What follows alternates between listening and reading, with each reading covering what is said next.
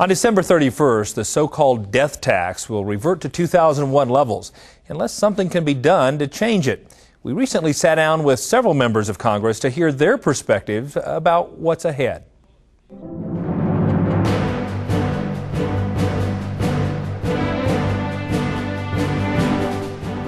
This is not just cattlemen. This is every business person. This is every individual who's worked hard and saved and tried to prepare and help the next generation to leave their legacy to the future.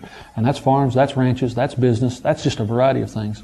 Right now, the tax relief packages passed in 2001 and 2003 expire on the last day of December of 2010.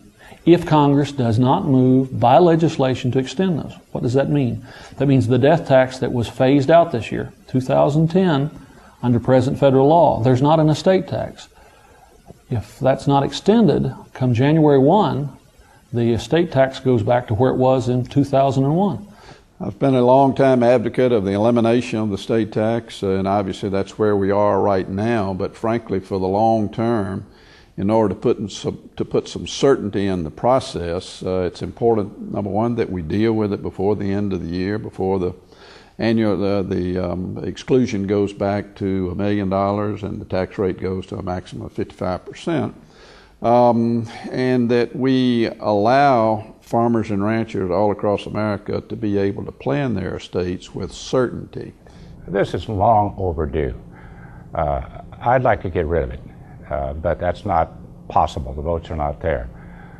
But there is a proposal by Senator Lincoln and Senator Kyle. It's bipartisan. It is a good estate tax compromise. It raises the exemption up, I think, to $5 million and then keeps that tax rate at 35%. Now, what my friends across the aisle want to do is put that tax rate up to 45% and then reduce the amount. And the answer to that is no. I have always felt that the estate tax is double taxation. And it has a very negative effect basically in the business community, but basically when you're trying to pass it on from generation to a generation. Why you have it? One generation's already paying the taxes. And then in some cases it has been devastating because that next generation can't pay those taxes. And these are family-operated operations, and nowhere is the family more into business than in farming. It's basically a family unit, so it's passed from one family on out to the next. So I really have problems with that state tax. I always have. I always felt it was double taxation. And it's as if this administration thinks that it's somehow or another it's an affront or offense or it's a sign of greed to want to keep what you've earned and already paid taxes on. So I would abolish the death tax. And as we get closer to the end of the year, this is the vision in my mind, and I have gone through one very intense and emotional end-of-life experience. There will be families, if we don't do something about the estate tax, there will be families that are gathered around a deathbed in America. There'll be thousands of families that do this.